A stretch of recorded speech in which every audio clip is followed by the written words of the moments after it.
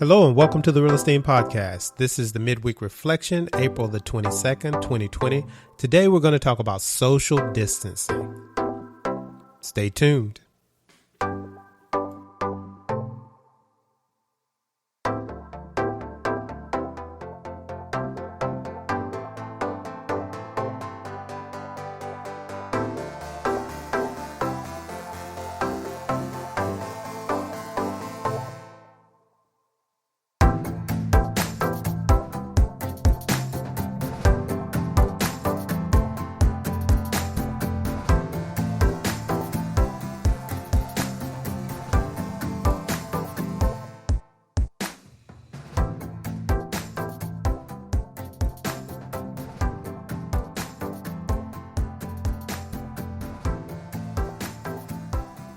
Since we're in this new age of social distancing, meaning that we physically have to keep ourselves apart from others, at least 6 feet or so, not including our family members within the same household.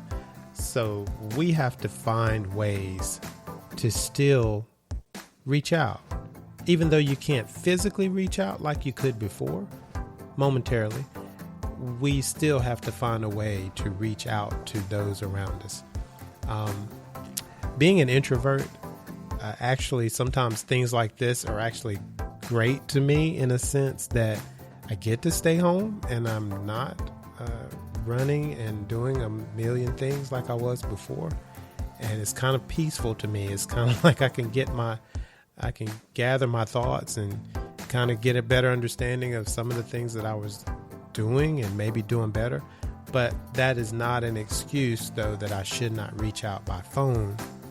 Just because I have to be physically distanced from people, it doesn't mean that I can't pick up my phone or text someone or Zoom, get on a Zoom call with someone. We still have the responsibility to reach out and help in whatever way God tells us to. So we still have to be mindful to follow His directives and His orders in this time, even though personally I may love the fact that I don't have to be around everybody. And it's not that I don't like everybody, it's just being introverted means that you tend to like to be alone as opposed to being around a lot of people. My entire household is like that, but we are also we've learned to push ourselves beyond our comfort zones and put ourselves in circumstances that God requires us to. So I'm always willing to do what God says, regardless how I feel about it. It doesn't mean I don't feel funny about doing what I do. Even this, speaking on a podcast, it's not something I ever thought I would be doing, but I am, and I like it. So same concept when I get an opportunity to minister to somebody. Doesn't matter whether we're face to face or on the phone. I love it. So I need to remember that God has called us to reach out to people, to help people, to minister as much as we possibly can. Regardless of our circumstances, we still have avenues, we have technology, we have venues, we have ways that we can still reach out, and we need to. Why am I saying all this? 1 John 2:15 and 17 says, "Do not love the world or the things in the world. If anyone loves the world, the love of the Father is not in him. For all that is in the world, the desires of the flesh," let me read that again, "the desires of the flesh, the desires of the eyes, the pride in possessions, is not from the Father, but is from the world. And the world is passing away along with its desires. But whoever does the will of God abides forever."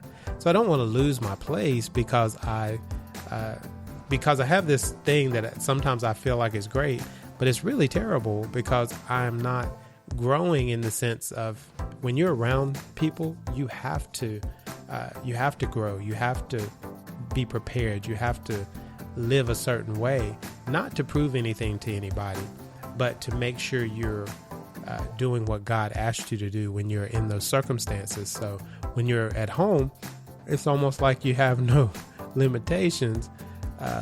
You have no boundaries if you don't set them. So when I'm at home, I still have to read the word. I still have to find ways to minister to people. I still have to take advantage of the opportunities that I have before me, regardless of how I feel about it. So we can't get caught up in the desires of the eyes, pride in possessions, or desires of the flesh. We can't binge watch for 5 hours and think we've done something great. Galatians 5:14 says, "For the whole law is fulfilled in one word, you shall love your neighbor as yourself." This is the opportunity. This is the time. Even through social distancing, it doesn't mean we have to mentally stay away from people. We can call them on the phone. Call your family members. Call your friends. Call people you haven't talked to in a long time and check on them. See if they're okay. While you're on the phone, bless them. Tell them something encouraging. Encourage them in the Lord. Give them the opportunity to really to feel good about a bad situation. You know, a lot of people have lost jobs, and they've lost different things have happened to a lot of people, and we need to be there for them as best we can. Even if we can't physically be there, sometimes we need to mentally be there. The Bible says to mourn with those that mourn and to rejoice with those that rejoice. So let's make sure we do both, and we're there for people in this moment of social distancing. I hope you got something out of this today. Be blessed, grace, and peace.